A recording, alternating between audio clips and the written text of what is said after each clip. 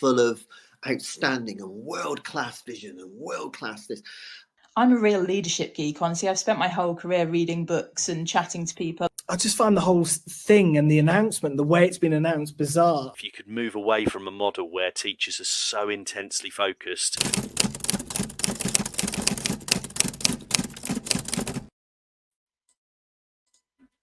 Good evening and welcome to this Education Tonight, and that is not Adam, it's Paul.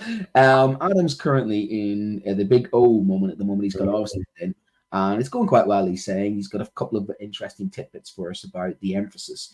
Seems to be that there's quite a lot of emphasis on British values, which him and I were discussing earlier on, going, the kids just don't seem to understand British values, like democracy or, you know, our rights or tolerance. And he's saying, well, not for the want of us trying, they just don't seem to be able to get their head around it. So maybe he'll have some interesting insight into what the feedback is of what the Ofsted, the new framework, is looking for. But one interesting comment he did make, Paul, was he says, you know, that the Ofsted inspectors were very, very pleasant. They were very much, you know, can I have a look at this?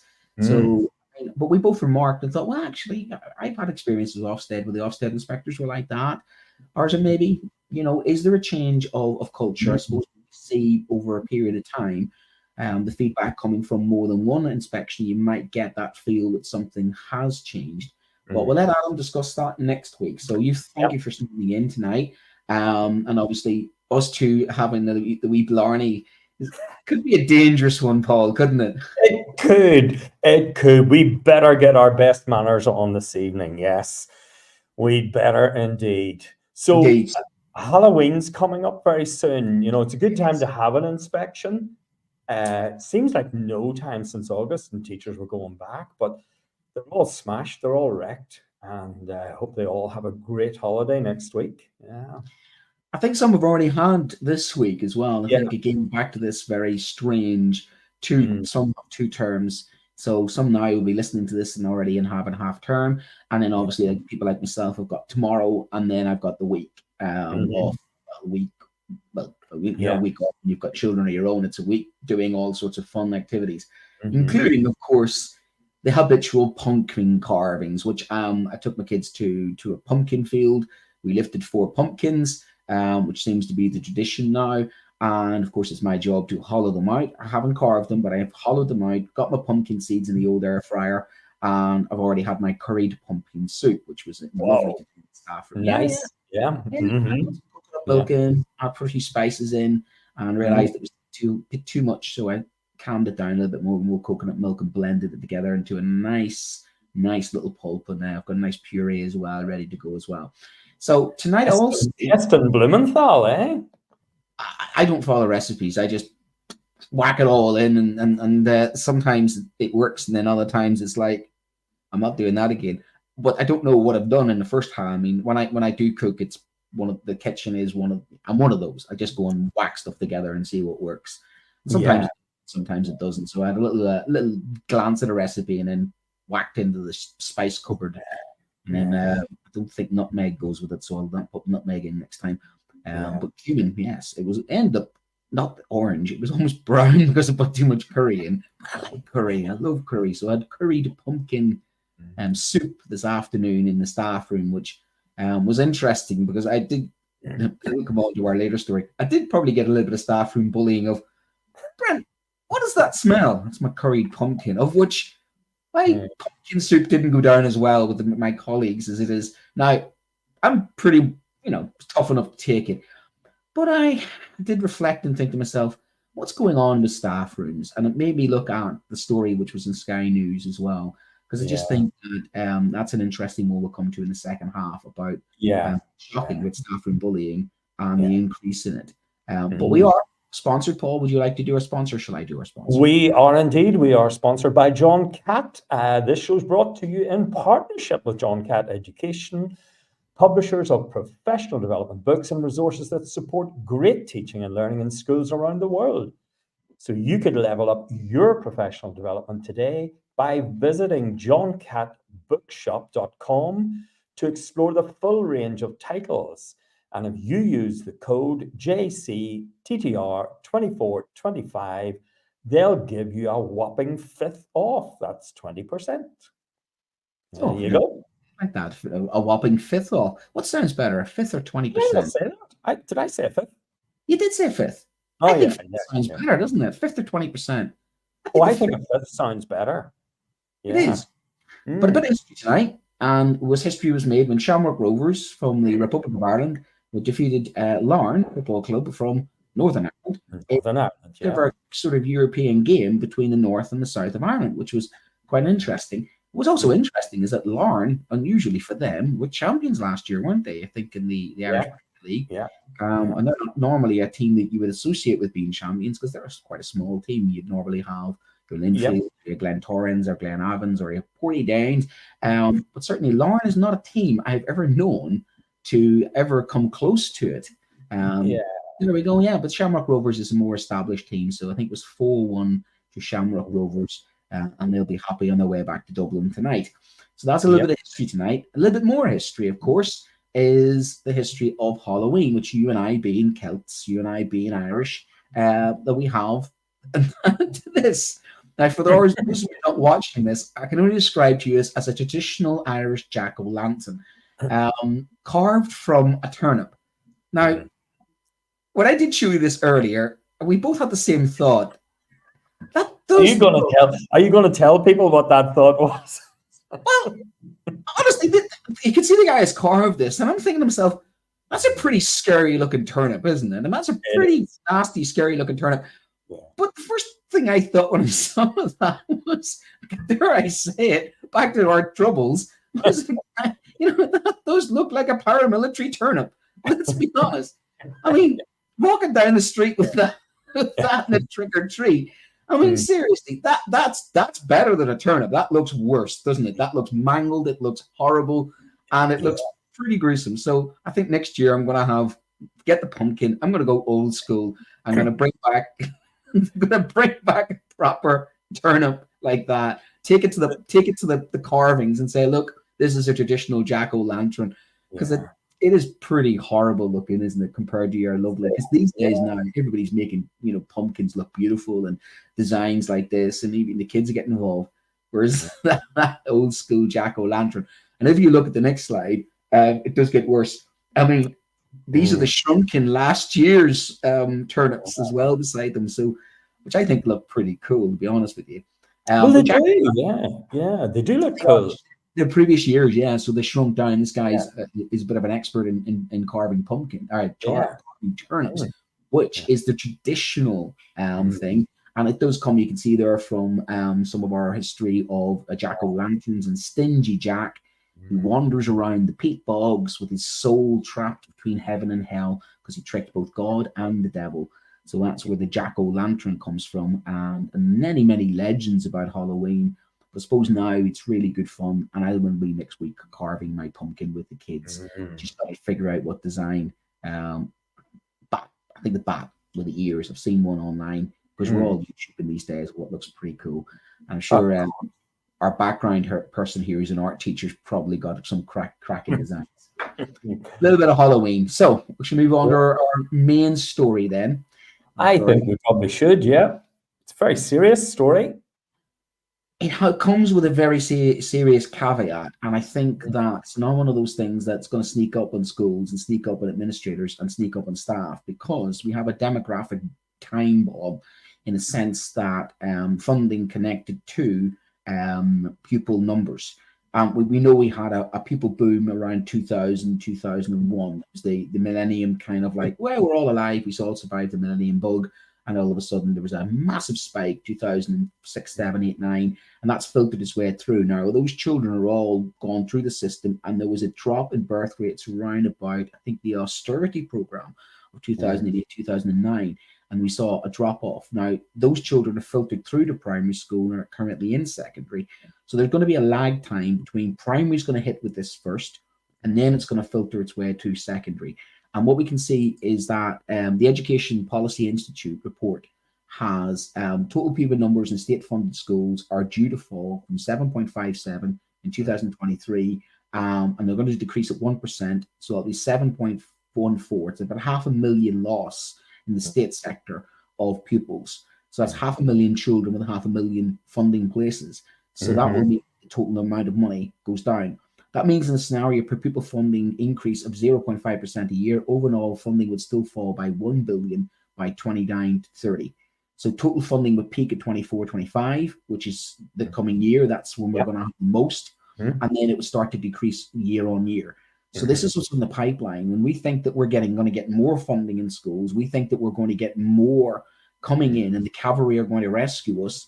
This is what's waiting for us. Now, some might say, well, we're understaffed in schools and therefore we've got less pupils, we're going to need less staff. Honestly speaking, I think we are oversubscribed in the sense that we are trying to put 34, 35 kids in a classroom. I mean, for me, this would be a perfect opportunity to say, okay, there are less children, but keep the numbers of staff and just allow the numbers of classes to go down from 31, 32 down to 25, 26, which I think is one of our biggest problems when it comes to SEND provision. So what if per pupil funding, you know what I mean, decreases in the sense that we just allow the numbers to go down, but we keep some number of classes. The problem with that, of course, is that costs don't go down the same time as the funding goes down. Because if you reduce, the class from 32 to 25, you're still paying a teacher, aren't you? Yeah, exactly. And that's the difference there. Yeah. Unless the government keeps the same funding, but it hasn't because it's got the funding connected to the pupil numbers. And if it does that, then it's going to reduce funding when the students reduce as well. And that will force schools into some very, very, very, horrible decisions. Primary funding will be overtaking secondary funding in 2026. So total for primary schools is 5.9 percent higher than total secondary schools. So at the moment, primary schools actually are funded more than secondary schools, but there's going to be a point where they cross over, and the secondary schools will then be more funded than primaries because the numbers in primaries are going down at a faster rate than the numbers of secondary. So there's a lag between primary and secondary. So the combination will be primaries that will feel this first, and then it'll be secondary, because as those children go through the system, we get the demographics in the sense that we get the children who have got left primary, but the numbers of children coming in are not replacing the ones leaving primary, so to speak, and that will filter then eventually to your secondary, of course, as well. So just go to the next slide. It's quite a lot of numbers, and it's quite a lot of weight. So if you just look there, Paul, you can see what do you think from when you look at that graph there? What's your overall take on that? Well, if you just look at the graph alone, the incline is steep. Now, I know it's a pretty tight frame and a tight framework, but that incline is definitely very steep. I think, Brent, as you say, staffing costs are the biggest expenditure in schools. And, as pupil numbers go down, for schools to tighten their belts with less funding, staff have to go. That's the bottom line. There will be fewer staff in schools. And then it'll be, if staff go, you will have staff then saying, well, we haven't got a specialist for this subject. You're going to lose the skill set of certain people who are, they may have a smaller class or smaller subject. They may then be given the option of, well, we need you to do extra maths. We'll need you to do extra English. And that is one of the problems we've had in our school, because we don't have the numbers to have a specialist art teacher at the moment. We have a specialist music teacher, but you get the impression that should our specialist music teacher leave, I wonder, would that specialist music teacher be replaced, or would somebody be asked to become a specialist music teacher? What I'm suggesting is that in schools that are losing numbers or smaller schools, people are asked to teach way outside their subject specialism, and that isn't fair on them. That isn't fair on the children. And I think that's massive effects, especially for the non-core subjects. And when you look at all the curriculum changes they might want to make, they keep talking about bringing back more PE, music, art, and all the rest of it. This will not help that, because they may have to hollow out, because the priority always is the core subjects, isn't it? And you're going to have to ask people to do more of the core subjects as these numbers fall, because your teachers that you'll sacrifice won't be your science teachers, because we need them. It will be those creative arts subjects that will probably be culled first. Yeah. Well, I think there are two interesting things you say there, Brent. Maths is the only subject I have never taught and this is my 40th year. It's the only subject. In fact, I taught Spanish for a year. I don't have a word of Spanish, by the way, not a single word. And I taught Spanish for a year, quite successfully, I might add. But that is what teachers are required to do. And whatever appears in your timetable, because budgets are slashed, teachers are let go, there's maybe a part-timer in, they're in different days of the week, children are timetabled in a different day, and you have to step in and try to, be a body in front of that class to do something with them. The second thing I think you say is very, very important, and that is that the curriculum suffers, and it suffers on individual school level, at local levels, your town, my town. It shrinks, and it, as you say, it kind of shrinks in those areas that are important, but kind of not vital to certain people. So you're right. Maths is unlikely to shrink. English is unlikely. Science is unlikely to shrink. But the arts, the music, the PE, and so on will definitely shrink. And I think that translates through to national level. Now, in Northern Ireland, our curriculum talks about, children being contributors to society and the economy. And I think, when you shortchange children like that, because it does come down to children. I mean, they're the reason we turn in for work. They're the reason we have a curriculum and we have schools. But when you shortchange them like that, you're doing them a dreadful disservice. And I always think, how does this cohort ever recover from that? If this cohort is damaged by a shrunken, lesser curriculum and fewer teachers, and all, the concomitant impact of that, discipline changes, experienced teachers go, those corridors seem to get much more difficult, and so on. But you also have the loss of collegiate and cooperation, because as numbers will decline, you have a very aggressive schooling system which is now in competition with each other. Now, what I mean by that is that schools used to cooperate. Schools used to be like, these are where the kids come from. These are our school. This is our school catchment area. And you had a traditional setup where the partner primary schools would work with your school. Now you have almost got businesses that are trying to get customers, and the customers happen to be students. Because if you get pupils, you're then going to have to aggressively sort of advertise. And when you see schools advertised on the back of a bus, you have to worry, why is the school being advertised on the back of a bus? Why are they now pulling out all the stops to have open evenings? And here's a pamphlet, here's a bag, here's this, here's that. Now, it's great for schools that have funding. It's great for schools in nice postcodes. It's great for schools that have a new build, for instance, to attract it. But some schools are going to lose out. And the irony is those schools may be in communities which are in declining communities, which don't have cultural capital, which are disadvantaged. And people are leaving those communities. And that's what some of these statistics are going to show, is that parts of London that are actually poorest are losing their primary schools. And those primary schools, they aren't just schools. They are rescuing factors in a community that probably needs. And they talk about knife crime, and they talk about all these social problems and crime itself. Those schools are probably the beacon of hope that there is in those communities. And if numbers decline in those areas because population is shifting and people move out of those areas, then those schools will be no longer viable, and you won't have those schools to rescue it. And yet the opposite is what needs to happen. You probably need to put more money into those communities, not have a crude formula that says you've got less kids, therefore we're going to give you less money. There needs to be that balance where schools is connected to housing policy, which is connected to social policy, NHS policy, which is connected to levelling up money. In other words, you don't just have schools in isolation. Schools are connected to communities, and the healthier the community, I think the healthier the school. And if the school is in a community that's unhealthy, you can maybe make that community more healthier by helping the school, and vice versa. I think there's a symbiotic relationship between schools and communities to such an extent that if you get it wrong, the school can then be part of the factor going downwards. But even if you get it right, the school can be the rescuing factor and can improve social mobility, can improve outcomes of health, welfare, well-being. You can be the magic bullet.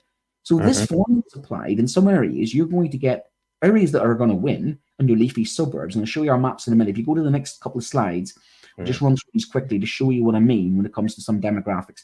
That one shows you the total funding for mainstream schools of primary and secondary. You can see it peaks in 24, 25, at 42, nearly 43 billion, sorry. And then down below the 41.5 billion. directly connected to the number of pupils per pupil funding, it will decline.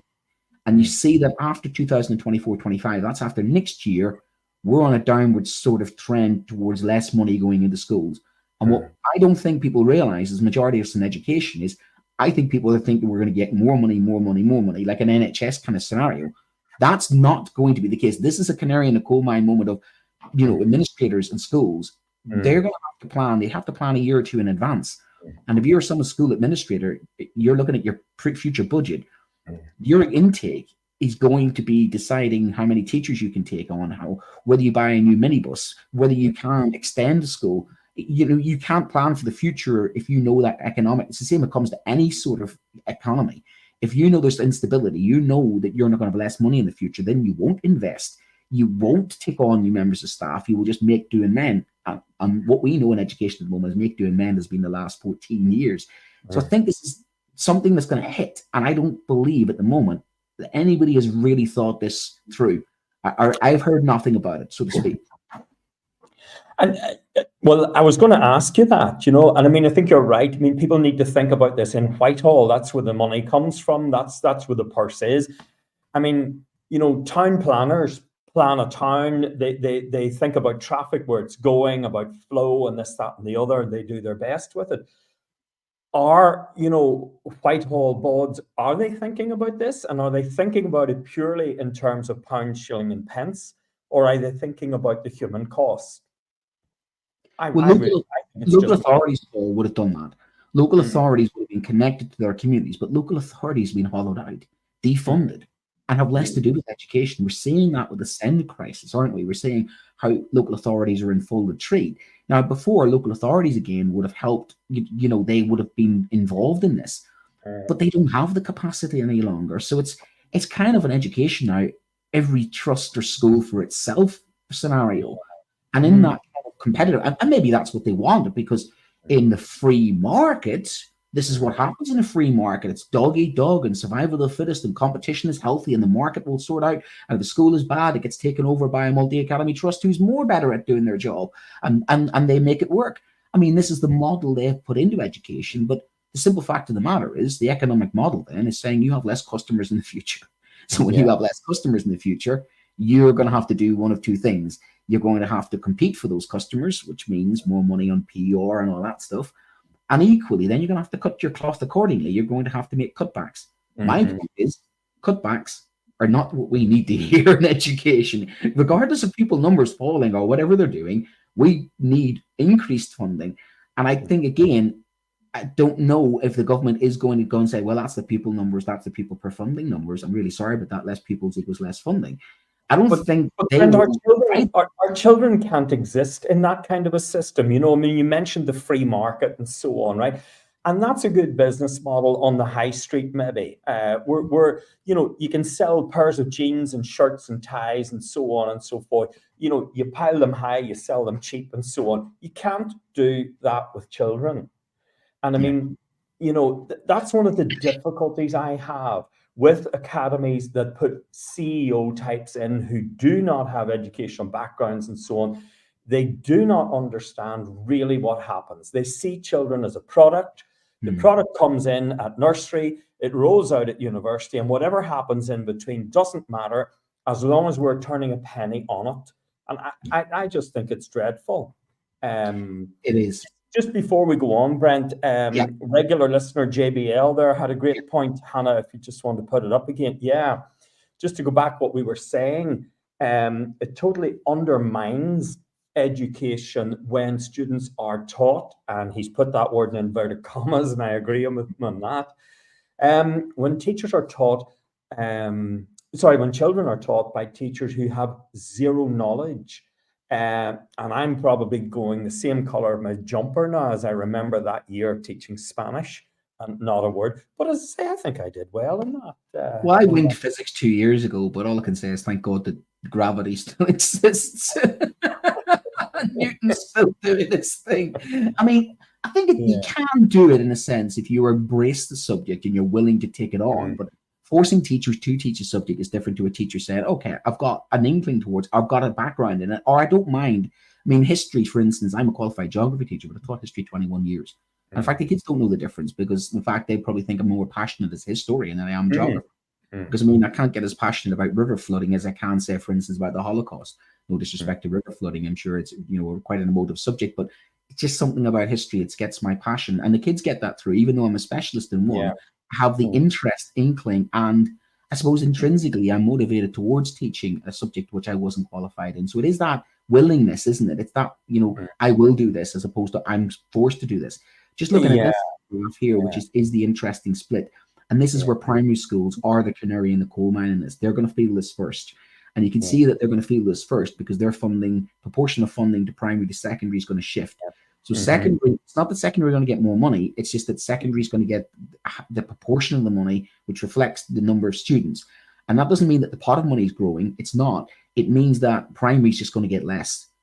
And an overall percentage of educational funding is going to switch slightly from primary to secondary as those pupils track through secondary. You can see that this is linked to the pupil numbers as the pupil numbers decline. If you move to the next slide, you can literally see that the actual whereabouts in the country this is going to happen to. And you can see that on the left-hand side there, I'm sounding like the COVID report here. On the left-hand side, the red areas indicate where the primary schools are declining, the percentage change in primary. And what's interesting to note is that bright red dots are the urban areas of the urban centres of Manchester, London, Birmingham, etc. So there's a depopulation in, and of course, if I cross-referenced and layered over demographics with income, social mobility, and all of those, I would find that those are red areas are the areas where they have the highest crime, lowest social mobility, the highest sort of differential between rich and poor, and all of those would be there, the lowest health outcomes. All of that would cross-reference with that. If I look at the areas in secondary, you can even see growing areas, and they seem to be around your Cambridge, Oxford, your commuter belt, and your leafy suburb areas where there is people leaving. And again, they are going to get more funding. So here's the thing. The red areas are going to get a decrease in funding, which you think is a double because they're the areas with social deprivation. Whereas the areas you can see that are in green, now what's going to happen there is that that's going to increase the desire to move to those areas and depopulate those areas, because we know that people will do that when it comes to their children. People will leave certain areas when it comes to the, you know, wanting the best for their kids and catchment areas. We know that people do that too. But here is on a regional and national scale that laid out that as we have the pupil funding numbers go down, pupil funding will decrease in some areas and population will decrease in those areas. And then there's other areas that are going to increase temporarily in secondary. Just move on very quickly. Overall then, if decreasing funding in pupils due to falling numbers is not reinvested and funding was maintained at peak levels of 24-25, which is next year, funding could be increased by £148 for primary schools, 164 for secondary pupils by 2030. In other words, just keep the funding as it is, and therefore pupils will get more. So if you don't do it per pupil, keep the funding as it is at the peak, we could actually start to fund more, and that would decrease class size. Now that for me is something that I would propose they should do, rather than link it to the falling numbers, say we'll cap it at 2024-25, and that would allow them to do more SEND provision, that would allow them to do more of the things that we need in schools, which is lower class sizes as well. But will they do that? I think it's unlikely, but I thought that was a great concept. I read that slide 2 or 3 times when you put it up earlier, and I think it's a good idea. I mean, people worth their salt who are in charge of the purse strings should definitely listen to you. That's a good idea. But one last point, I know this is the point you were really wanting to make, is about, look, you're 40 years in education, I'm 20 years in education. We're kind of like 2 different stages. And I know that my primary school was 1839, it was open. It was a little country school. When I was at it, there were 83 pupils in my primary school. It was located 3 miles from the local town and 2 miles from a parish town of 1,000 people. My class in primary school was 13 students. There was 3 teachers in the school, no teaching assistants. And I would say I am what I am now because of that little country primary school. But what happened in 2013? Numbers weren't sustainable. The Department of Education looked at it and thought, we've got to close it. The local community tried to save it. People like myself who've been through the school tried to save it, but the sheer economics closed it. And I can see firsthand that my little country school, which helped create me, and I'm not going to lie, it helped create me, Didn't have all the things, but it had a small cohort of staff, very community feel to it, and that was that it serviced that community since 1839, so to speak. It's now flats. Well, okay, so there are two things, and I know we're pushed for time on this, but there are two things I'd like your view on, Brent. Yeah. Do those, and in England it'll be local authorities. Here it'll be, it'll be the council maybe here, it might be the Department of Education, but do they view those schools as just like an area of property?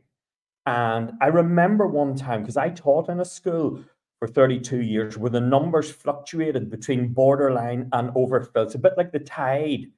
And it was to do very, very much with local population fluctuations, right? So there were times we were under serious threat of closure. And I remember one time the land we were on was valued, and it was valued at 24 million. Now, 24 million at that time would have been unbelievable amount of money for the Department of Education or, whatever. And I remember there were tentative plans drawn up for how many houses, how many social houses they could put on that they could then sell for or get rent for. And just the sheer numbers made utter sense to do that. Now, as it turns out, it didn't happen. But you're right.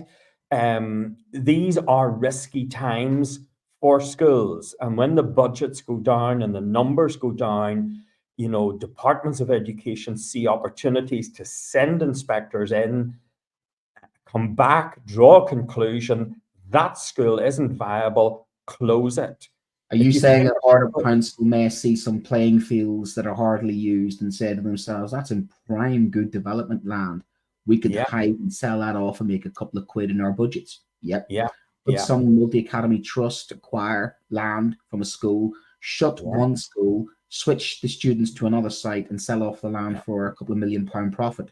Have I seen them do that? Yes, I have. I have seen a multi-academy trust do exactly that in a community that needed its school. It was closed and the pupils were shifted to a school a mile away under the grounds of, and that land's been redeveloped, and the money, well, I'd ask the question, where has it gone? It's not gone into the redevelopment of the community, it's gone into wherever the multi-academy trust was spending that. So yes, could somebody, venture capitalists, some PFI scheme or somebody come along and say, that school there, if we close that school, it's sitting on what? Especially in places like London, we're talking about those red areas, and some of those red areas are in areas that could be prime for redevelopment, couldn't they? Or sold off. And you think some of the parts of London where you could sell the land the school sits on. And just, from my point of view, to finish on this, there is a trend here in Northern Ireland. I wonder, is it the same across in England? There's a trend in Northern Ireland for people to come along to a little cluster of lovely little schools, maybe 400, 500, 600 children in them. Come along and say, look, here are the projections of numbers, right? You're all going to drop on numbers. Here's a proposal. Here's a 20 million brand new school, as long as you 3 or 4 schools all merge together. By the way, we're going to put it 4.5 miles outside the town, and that way, everybody has to be bussed in and out and this, that, and the other, and all the rest of it. What are your thoughts on these kind of, big 2,400 kind of, going from 400 or 500 schools to these big 2,200, 2,400, 2,600 schools, Brent? Somebody might say economies of scale, and the economist might say that's a really good idea. That makes more economic sense, but it doesn't make social sense because, and this is what I'm suggesting about, especially children with deprivation and lower mobility. Asking them to travel is another barrier to them going to school. A school, for me, should be local to the community and should be pitched at that community and the context of that community. When I think of that little school I went to, that primary school, it was perfectly blended into my community. So much so that the community and the school were symbiotically linked. That's what a school should be. It should be a symbiosis between the school, the community, and I think part of what's happened in education is the loss of identity of some schools because they've basically been taken over, corporatization, and that'll come on to our second. There's a bridge between this and the second story. There are a couple of bridges, yes. There are, and I think the bridge that's there is that what is a school but a business, and when somebody turns around and says, I want you to be more corporate, I want you to, I did not go into education to work in business. I got out of business and went into education because I didn't want this. And I believe there's more to me as a teacher than the bottom line. I didn't want to be, I have an economics degree, doesn't mean I want to work in the City of London. No disrespect. I understand financials and economics. I understand the reality of what we're in when it comes to the sixth wealthiest country in the world not having the resources to meet its needs. But that's where I think the sixth wealthiest country in the world does have the resources. So no, you don't move schools. You don't amalgamate schools, because those schools come with culture, heritage. They come with history. They come with more than just bricks and mortar. I mean, you see, I'm really glad to hear you say that. Yeah, because yeah, the schools lose their identity, but I also think the children and the teachers in them lose their identity. Yeah. I know your wife's a psychologist. You know, she'll have heard of Dunbar's number. I don't know if you've heard of Dunbar's number. So basically, he worked out that people operate best in a kind of a circle of about 150 people. So we've maybe got 15 very close friends. We've kind of got 50 kind of friends with maybe 150 meaningful people. But once you move out beyond that, you know, all of that kind of impersonal sort of thing comes in. You don't know children's names. You don't know their families, their hobbies. You don't know the kind of learners that they are. Suddenly a class in front of you is a class. It's not 30 children and minds. And you kind of teach to a class, you lose that kind of personal, that individual thing, which is as much as a grade, if not 2 grades at GCSE, I think. At my primary school teacher taught my mother. Yeah. And she'd been teaching for 40 odd years. Like yourself, Paul, like myself, 40 years, 20 years, 60 years between us. If you go to one of those large new build schools in the middle of a green belt, you know, housing estate that's being planned in the outskirts. And this is one of the other things that doesn't happen when it comes to Section 106. They don't build new schools like that. There are a lot of housing developments cropping up, but nobody seems to say, where's the primary school go? Where's the secondary school goes? And they don't factor this in. I think town planning needs looked at. I think overall demographics, town planning. But here's our problem with our government cycles. They don't do long-term strategic planning like that. They just basically ad hoc lastminute.com. And what the whole idea of what I'm saying in this story tonight is that if you don't get a handle on the next couple of years and decreasing funding, we're in for a bit of a nasty shock. We are going for another nasty shock as the pupil numbers decline. And what happens when pupil numbers decline worries me, because schools will start fighting for pupils and start competing for pupils, and they'll leave. They won't have that collegiate education thing. They will basically be, how they say it, it's just competitive and Wall Street about it. And I don't think that's healthy either. Because in that kind of scenario, the weaker schools, which we say weaker schools, less funded schools, the schools that are struggling, they won't be helped. The one idea is that we should be helping those schools, helping those communities, but help those schools, help those communities. And in this type of scenario, I don't think that happens. I think it's run for the hills and protect yourself. I think because that's what a lot of these trusts seem to do, and a lot of these organizations in education seem to do. It's us. It's not about the whole collective, you know, every child matters and every school matters. No, it's protect our own, look after our own, and who cares if that other school down the road? In fact, that other school go down the road goes out of business. Great, we get their pupils. Yeah. It's more money, which equals, yay, more funding for us. I mean, is that where we're at? You know, is that what we think our students are, as a pound sign to put on a seat? And you get that cutthroat rivalry, and it's very real. Yeah. JBL, our listener, there's JBL, we are still waiting for education to become a political passion rather than a slogan. I couldn't agree more. Wish we could. So we'll go to our sponsors, and then we'll come to our second story after that. This show is brought to you in partnership with John Catt Educational, publishers of professional development books and resources that support great teaching and learning in schools around the world. John Catt have an exceptional collection of book titles that cover a range of educational topics, ideas and research. The books are aimed at forward-thinking schools and support best practice teaching for both primary and secondary education.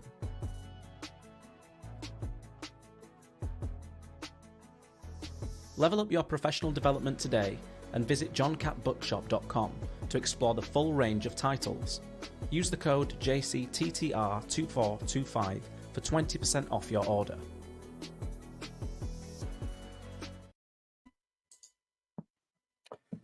Welcome back. Welcome. So, you twice as long in education than me. I'm 20 odd years, 60 years between us. This one breaks my heart. This one doesn't surprise me, and I hate to say it, it doesn't surprise me because, let's be honest, in my own career, there are times when I have witnessed and had stood up. Now, one of the reasons one of the reasons I became a union rep is because I want to stop this type of thing from happening. One of the reasons why I will never be head teacher is probably because of what I just said. I'd rather hold the ground, pull the line, and stand up for what I believe in is fairness, equality, justice, and all the rest of it. And that runs through my DNA. So reading this is really difficult because this, as an educationist and somebody who looks after my colleagues and thinks a lot of my profession, this breaks my heart in two ways. Number one, that staff are experiencing this, and number two, that other staff are doing this to staff themselves. And that's what I don't understand, Brent. Yeah. Okay, you teach geography, you teach history, you've taught a few other things around it, okay? I teach English, I teach French, I teach, careers guidance, taught a few other things all around it. But fundamentally, what we do is we teach children. And we work with people. We're interested in people, and we want to bring them from point A to point B, which is an improved position in all aspects and dimensions of being. I can't understand. But Brent, I'm going to cut to the chase here very quickly. Yes, bullying can happen in every and any school, but this article points out that the lion's share of this bullying is happening in academies, those big, impersonal places, largely run and managed by massively remunerated individuals who are not and never were teachers. They might have gone to school, probably went to private school, and do not understand the day-to-day realities of going into a classroom, working hard, up against all sorts of odds, and then to have that kind of framework. And there does seem to be an almost like a framework. I'm not saying it's organized, and I'm not saying it's anything like that. It happens more spontaneously, maybe to individuals, but it's certainly happening very regularly. To have that kind of poured upon you is, it's frightful. And when you look at how we're getting bullied by the kids, we're getting more pushback from kids, we're getting more pushback from parents, more pushback from government. You think we're in the trenches. The last thing we need is just shooting each other in the trenches. Yeah, seriously, we've got enough to deal with when we're going on against the machine guns and the artillery and the generals who are sending us into battle. The last thing we need is fighting among ourselves as we are in the trenches. My understanding is, I'm in the trenches with my colleagues. I use the trenches as an analogy, historical analogy. That's how I see education sometimes. We're in survival mode. Yeah. You need people. You need to look after each other. If anything, you need to have the person's back when you're in those trenches. And that, I cannot for the life of me think, it's unforgivable. I'll call it out because it's unforgivable to have staff bully each other. It is unforgivable. It needs called out because the other implication is this: if staff are bullying each other, well, then what the hell are they doing to the kids? Exactly. Serious. And what are they doing? And equally, if it's coming down in some sort of pecking order because somebody's passing this horrible down to you, then you pass it down, and you pass it all the way down. What are you doing? Passing it down to the children. Yeah, there is something in this that's happening to some of our schools, toxicity that's happening to some of our schools. So simply, I'm going to say, and I'd anybody listening who's involved in this, stop it. Yeah. Don't do it. Yeah. You're better than that. You cannot stand in front of children and say, stand up to bullying, and then you close the door and the kids walk out the door, and then you go into your staff room and start doing that to one of your own. I mean, come on. It's, in this day and age, what really concerns me the most about this story, and this is the thing that is the non-disclosure agreements, is the clandestine way that people are. It's that kind of, here you go. We've done wrong here. Here's a few quid. Go off somewhere else. We'll write you a nice reference. Say nothing. Move on. Yeah. But it's basically hush money. And it's hush money with a piece of paper that says you're not allowed to talk about this. And basically what that does is, when we dealt with, if a child came to us and said, look, sir, I'm being bullied, one of the first things we always said to him, but you are the person with the power. You have come, you have told us, you've stripped the bully of their power. We will now speak to the bully. We will confront the bully with their behavior, and so on and so forth. When you get paid off and when you sign a non-disclosure agreement, that can't come out. You're giving away your power as a victim as well. The bullies thrive under that. All they have to do is give you 10 grand, get you to sign a piece of paper, and then they move on to the next victim, and then they move on to the next victim, and that culture never gets, and that person never gets held accountable, because I'm a firm believer in justice. I'm also a firm believer in learning from it. Somebody is behaving a certain way. You want to fix that. You want to point that out. You want to say, look, you behaved this way. You know, they might be mortified. There might be a person who goes around and says, oh, I'm sorry, I didn't realize that you felt that way. Because we are in a business of communication, and sometimes in teaching, communication is misconstrued. There is generational issues sometimes in teaching, because you can have somebody in teaching who's like myself, you know, who's halfway through teaching. Paul, you're getting near the end of your teaching career, and you've got somebody coming in. So you've got nearly a 40-year span. It's 2 generations.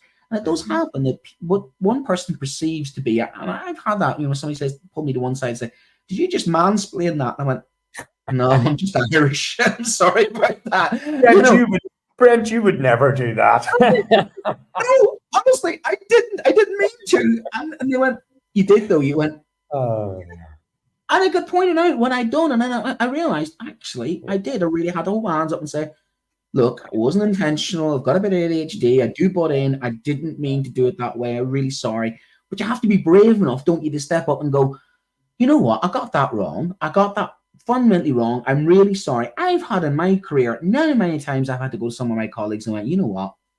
Out of order yesterday. Bang out of order. I really am. I'm really sorry about that.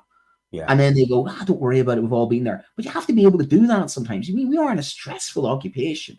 You have to be able to make mistakes and somebody go, right, you made a mistake, but that's not endemic bullying. That's not what you're purposely going around making somebody's life hell. So there is a difference, I think, between, you know, sometimes the friction you get in the staff room, sometimes a bit of falling out, sometimes a little bit of workplace scenarios that happen in every workplace versus systemic targeting and bullying, which encourages people to then have to sign non-disclosure. So we have to separate the normal chitter-chatter, the normal, you know, workplace with this. And this is something different, isn't it, really? This is beyond, you know, this is what's reported to Sky. This is something different, but very, very real.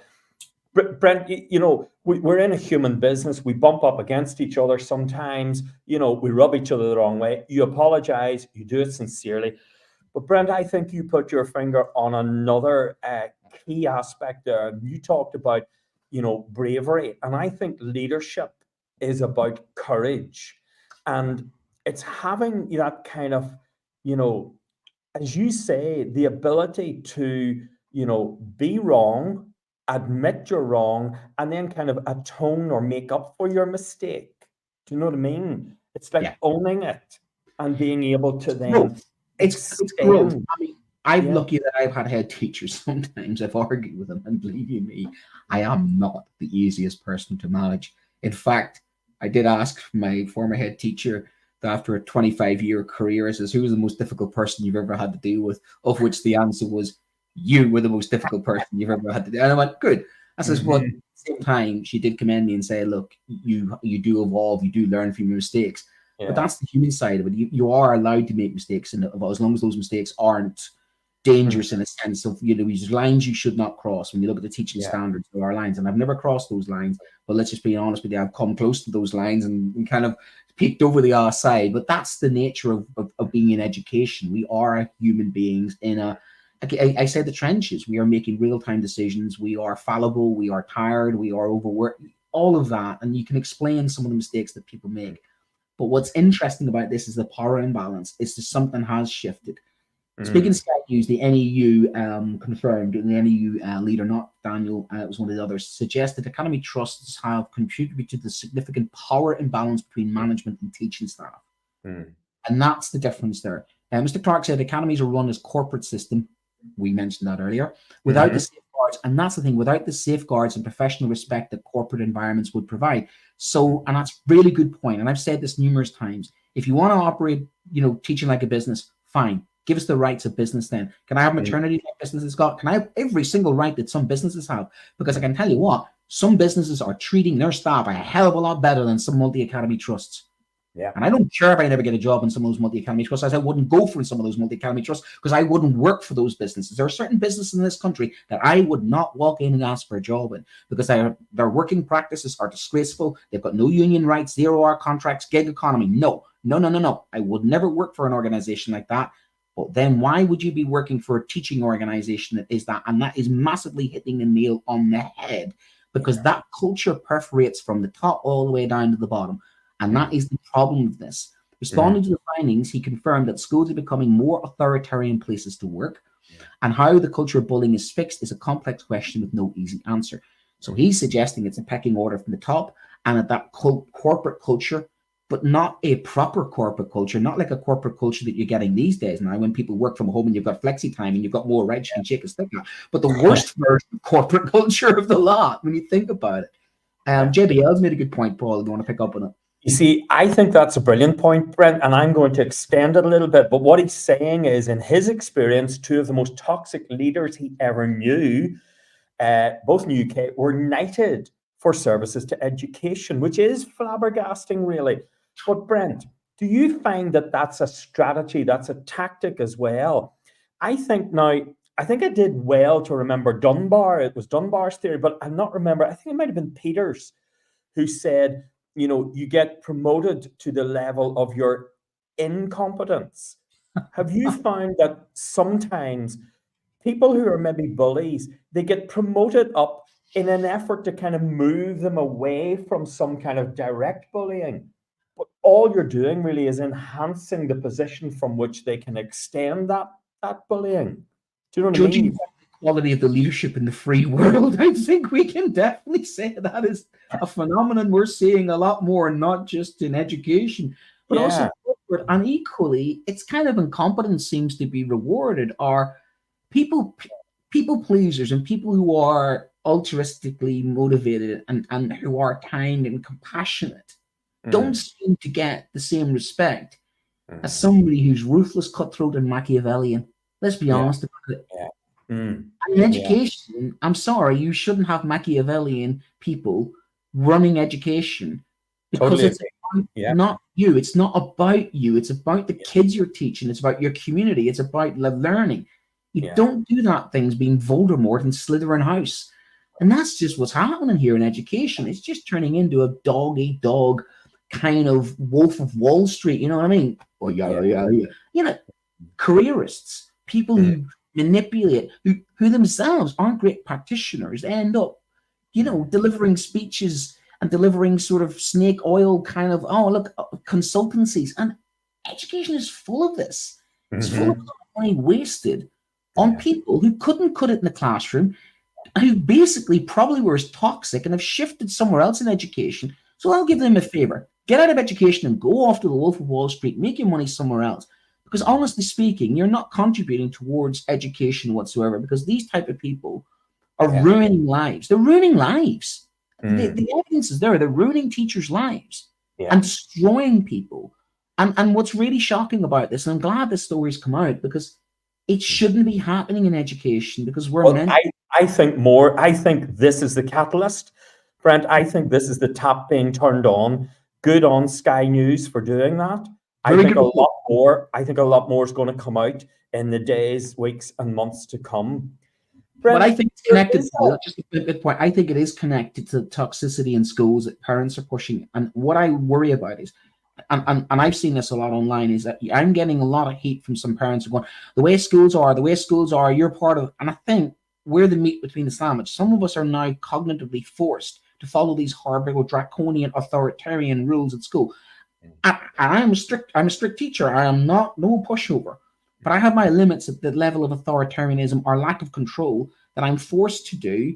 And if I don't comply, and the kids don't comply, then we have the scenario where what are they going to do to me? Because here's the question I'd ask: is what is somebody going to do to me to try and change me? Because good luck to them. What will they come down with? They'll put me on capability. They'll force me to. This is the type of stuff that happens if you don't fit the mold. I would suspect to you there's a lot of people who are listening to this who have been shoved out because they spoke up. And that's the thing at the very start of this that really worries me. They were shoved out, disposed of, because they had the courage to speak up and speak up. Mm-hmm. Yeah, yeah. And that's I think you're absolutely right. And, you know, there's something in my mind that says the ability to bully somebody in a school setting is a lot easier somehow than, say, you know, if you're working in, you know, Tesco's or something, or somebody like that. Do you know what I mean? There's something about the way schools are set up, and you've got your, you know, your 50 or 80 professional teachers who all go out and do their damnedest, you know, 10 periods a day. It's very easy to put a lot of emotional and psychological pressure on those people. Yeah. And that's subtle bullying. And that's very easy for some very inadequate, capable, but inadequate personally managers to do. Yeah. But Brent, what worries me a lot is, and we'll not use, you know, on our show here, we'll not use some of the words that these victims spoke, but there's blatant racism. You know, if you go into that article and you read it, and there's a video with it and you play it, and if you go beyond and you read other stuff, it's shocking, some of the things. There's blatant sexism. I mean, that was violent, disgusting. It was violent, disgusting, some of the things that were said to the people who came forward and spoke to Sky News there. I mean, that's tantamount to, you know, old-fashioned kind of, you know, bullying like that existed. Exactly, the name calling, the excluding people, the calling out. I mean, don't get me wrong. I mean, I sometimes have people have a go. I mean, I had a parent recently. I like this one, Paul. I had a parent recently turn around, and when they were looking for an excuse of why their child wasn't doing well, we're like, well, they can't understand Mr. Poland's accent, of which that went around the staff room in a murmur of fair enough. And I thought, well, you know, what would they like? And I took that in the chin. But, you know, I've had that said before. I've had people come out with some casual sort of anti-Irish hibernophobia and sort of nonsense. I call it out. Call it out. It needs called out. And I have stuck up for people of different things, you know, because you have it together. You've got good values, you've got good attitudes, you've got experience behind you. Do you know what I mean? You're confident, you have high self-worth, self-esteem. Brent, some of these girls who were called racist names, who've had all this sexual abuse thrown at them and so on, they're nowhere near as confident. They haven't got it together in the way that, you know, most or other teachers have. It's going to land in a very, very much more hurtful place. And the thing about this kind of bullying is it's emotional, it's psychological. These people go home, they stress at night, they worry, they're not getting sleep. There's talk about self-harm and suicide ideation and so on among our teaching force should not be thinking like that. No. And I mean, look, the job is difficult enough as it is. We need people to be supporting us, not criticizing us. We need people to lift us up.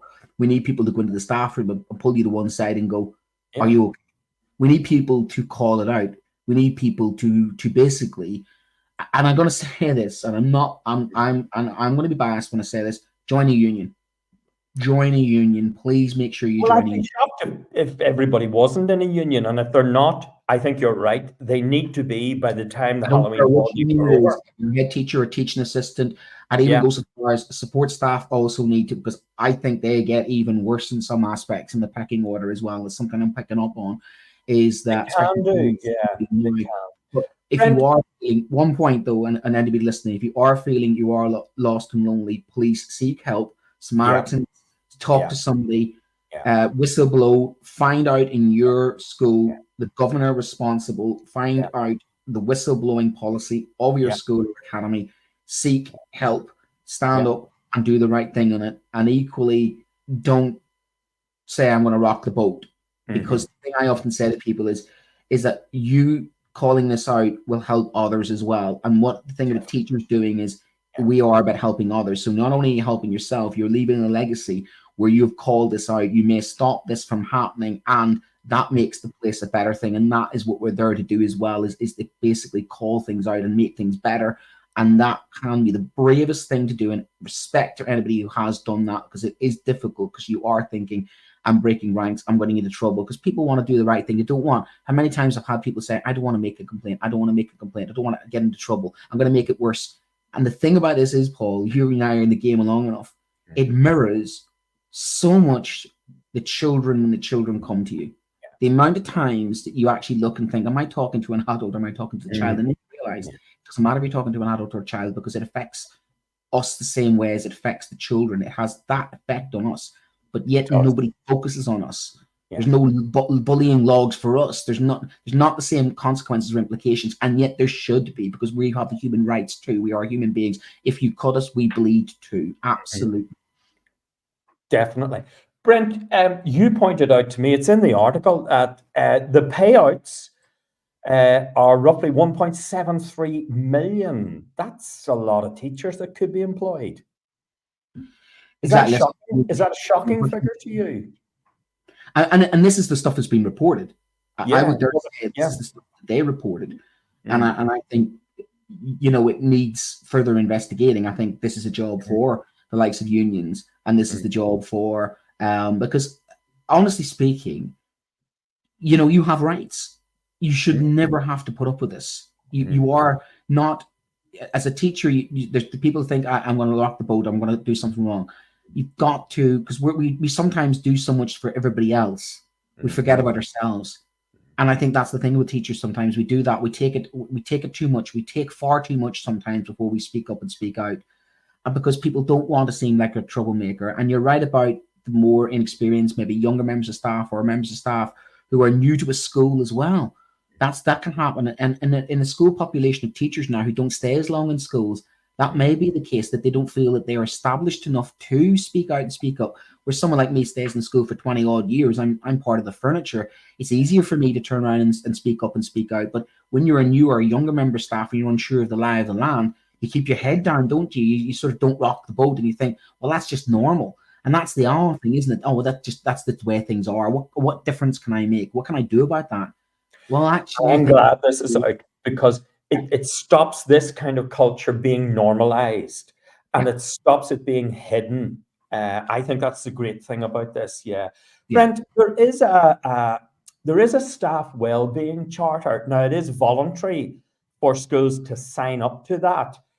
Now, I had a quick read at it. I probably skim read it. We didn't have a lot of time. Is it worth the paper it's printed on? It's quite light.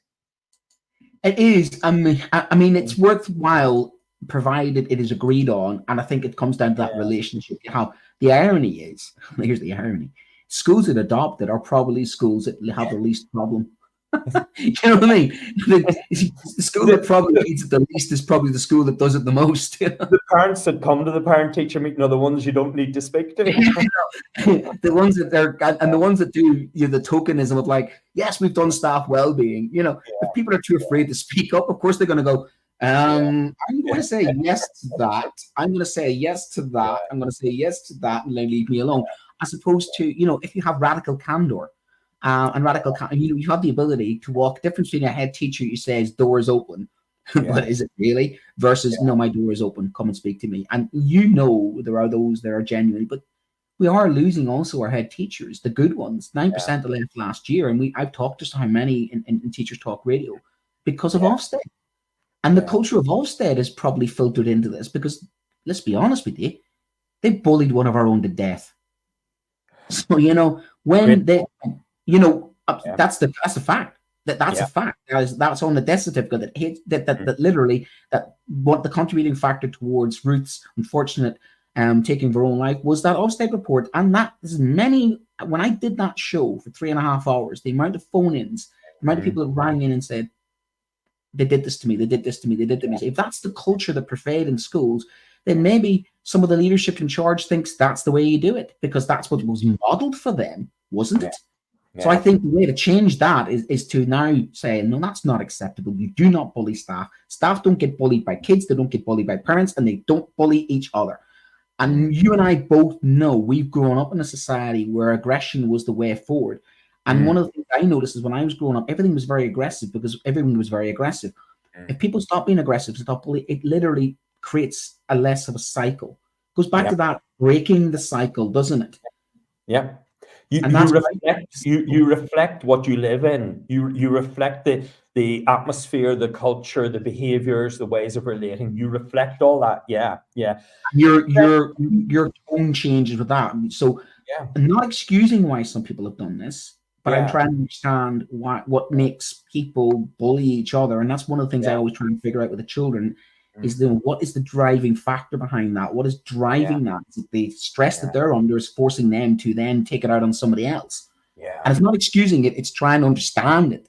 But therefore, if you stop putting pressure on that person, you decrease the risk of them actually passing that on, don't you?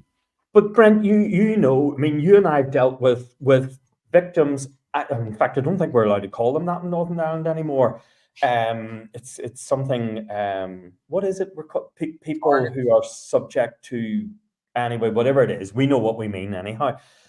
But we also know that it's the bully. And by the way, we're not allowed to call them bullies anymore either. But we know what we mean. So the bullies need as much help as the victims do. And whether they are adults, whether they are principals, whether they are governors, whether they are managers and inspectors, they are people who are lacking in some way, who feel that force, aggression, threat, racism, sexism is going to get them somewhere. I mean, what has to happen to kind of change that kind of culture so that these people, you know, get their needs met, they stop behaving like that, and the rest of us can, you know, breathe and get on with our day-to-day job, which, as you say, is hard enough. Do we need a confidential phone line? You need truth and honesty, and you need consequences. And you're right. People need to feel that they make a mistake, they get called out, they're forgiven, you move on. Ironically, we rupture and repair relationships. Is all the stuff that we're modeling the children doesn't seem to fit when it comes to adults. You know what I mean? It's like, I got unmet needs. I need a chance of meeting my needs, you know. And that's the problem, is we just treat the adults as if they're, you know, oh, you're the adult. The amount of times I've heard, you're the adult in the room. I'm also a human being in the room as well. Don't talk to me, you know. And I think people have to feel as if there has to be a forum and an ability to speak up and speak out without there being consequences to their career or consequences to their future references and the consequence to their you know, the outcome. And that's the problem, is it's a culture that you create. And you are right. It seems that we have a culture in society that mirrors that of, you know, me, and get what I want and do what I want without consequence. So there has to be some consequences to this as well. There has to be some justice to it. If somebody has, you know, been targeting a member of staff and has made their life living hell and complaints have been made and nothing's been done about it, then that culture has to change. There has to be some way that, and I think, honestly speaking, I think private court cases. I think what's going to happen, and what is starting to happen, is that people are taking private litigation against people. And that's the American style, you know, way of doing things. If I can't get justice one way, I think people are going to seek justice another way. I think that's going to be, and then schools are going to have, I'd say in the future, you're going to have a lot of schools tied up in litigation with, you know, evidence, almost like your historical abuse scenarios. There are people in it who've gone out of education who've suffered trauma. Suffered trauma because of this. Absolutely. For me, this is the tip of the spear. I'm being honest. I think it's taken maybe long enough in the last maybe 7 or 8, 9, 10, 11 years. I think this has definitely increased, and the evidence is showing that. So I just hope now that this gets followed up with meaningful changes. And as last piece of advice is, if you are struggling, seek help, please. Talk, please. Don't accept it. You don't have to accept it. Seek union advice, and if not seek union advice, seek legal advice as well. I think, you know, cover yourself and protect yourself in that way. You have rights. You have rights. And that's what people have to be. We fought long and hard for those rights, you know, since the Magna Carta right through. So people need to remember that teachers have rights too. You have rights as a human being, and you've got to make sure that, you know, you not say stand up for yourself, but you've got to, you're worth more than that. You can and you should stand up for yourself. But it's the same advice we give to the children. It's easy to say that when you're not in that situation, isn't it, Paul? It is, Brent. And as you know, I mean, I wear a different hat now as well as a psychotherapist. And look, I would get a lot of teachers coming for me. You don't have to suffer alone and in silence. And yes, brilliant advice from Brent, go to your union, go to your doctor, do all of those things, speak to colleagues, speak to somebody like me or whatever, but don't suffer in silence. Don't be going home, self-harming, self-medicating, and so on. And look, one of the things the bullies fear is the truth coming out. That's one of the things they fear. That's why I always used to say to children, you are the one that has the power. You might find it difficult to use it, but once you tell me you are the victim and you're being bullied, I take that from you and I can act on your behalf and I can face up to those bullies and their behaviors. And once it's out in the open, they lose a lot of their power. Yeah. They get exposed for who they are, really, sometimes, and that is insecure people themselves who seem to believe, and do separate those that have learned behaviors as the direct thing. The sad thing is we're not talking about the children here. The sad thing is we're talking about the children, we're teaching the children, and that, of all the things, is the thing that sort of does concern me, because it should be role modeling. We need to always, as teachers, model the behavior we want to see in our children. And this, quite frankly, does so much damage to our reputation as a profession if we're doing this to each other, because we can't hold our heads up high as a profession and say we have the highest integrity, and how we speak to each other should also reflect how we speak to the children and to the parents. And I think that goes back to maybe training. I think, again, we need to look at how we're training teachers coming into the profession, talking about our standards, our conduct. And I think ahead of that, Brent, we need to look at who we are taking into teaching. I think so. Then training those people that are getting into the teacher training colleges. Yeah, absolutely. And I think all the CPD and those insets that we do, I think schools need to maybe have, some of those insets and some of those in-service trainings on individuals like that who can talk about this is a workplace. So talk meaningful about what kind of workplace they want to create and make that a priority, just like they would in private business. I mean, it's important how your staff operate and how your staff work. We are a collegiate, occupation, and you do need to work with other people. And yes, you're not always going to get along with everybody, but you find ways, don't you? It's those ways that you communicate with each other without resorting to kind of might is right, or I'm getting what I want because I shout the loudest. Says a guy who's probably got the loudest voice in the staff room. But hey, I was thinking that. Well, I'm honest about it. At least I'm honest about it. But I use my voice for what I hope is the right way and the way it should be used. Next week we have Adam back in the saddle, and he'll be talking on his reflections of what he's found out from Ofsted. I've already had a little bit of a snippet of that, and good luck to him, and good luck to anybody else who's got the dreaded O this week, and anybody who this week, of course, is having a half term. I hope you've enjoyed your week, and those of us who are going next week, I hope you enjoy next week. Indeed. And before we go, if you enjoyed this show with us, you should maybe get some help. But aside from that, there are 3 shows on TTR tomorrow. 1 o'clock, Morgan Whitfield and Todd Brennan. At 6 p.m, you have Claire Cannon. And after that, you've got the wonderful David Brown. And then more shows at the weekend as well. And should you want to come and join the Hive Mind, which is Teachers Talk Radio, we're always looking for new recruits. Don't worry, we don't bully each other on Teacher Talk Radio. We do look after each other. We are a good team. We actually are a good team.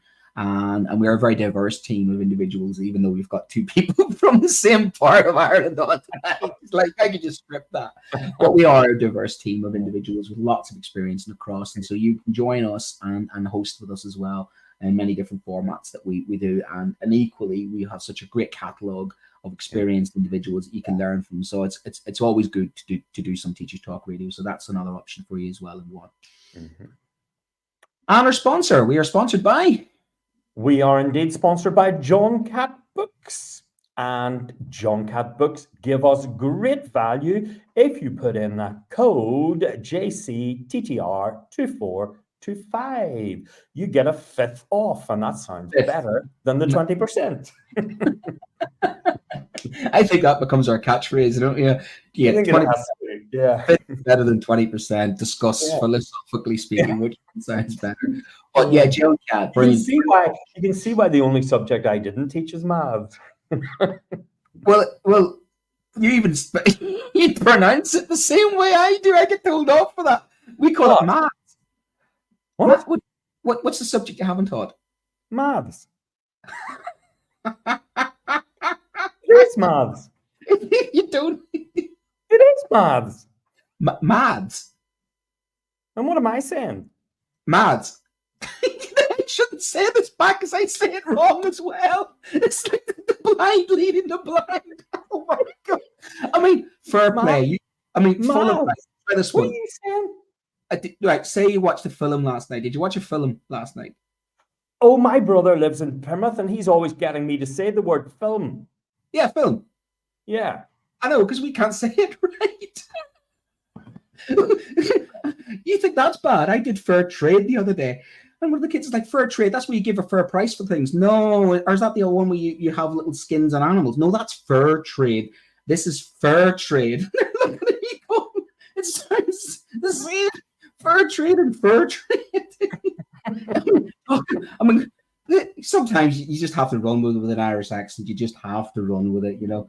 Anyhow, this has been a Teacher's Talk special tonight. No, yeah, we need to do one of those, don't we? Yeah, if we get Amanda, but Amanda's from Bangor, she talks posh, so that would be slightly different, you know. Yeah, maybe it's time Northern Irish was a separate subject. Aye, we buns. Aye, we buns. Is a bit your fella, right? How's your cutting, indeed? Aye, sucking diesel, brother, sucking diesel.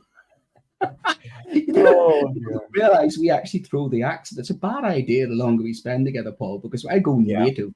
And when I go native, usually swear words get inserted as well. Yeah. It is that story, isn't it? One pup up the town, no problem. Two pups up the town, big trouble. Yeah. Big trouble, big wheel. Right. So good night to you and a good night to me. And thank you to our admin team as well. Good full night. of outstanding and world-class vision and world-class this. I'm a real leadership geek, honestly. I've spent my whole career reading books and chatting to people. I just find the whole thing and the announcement, the way it's been announced, bizarre. If you could move away from a model where teachers are so intensely focused.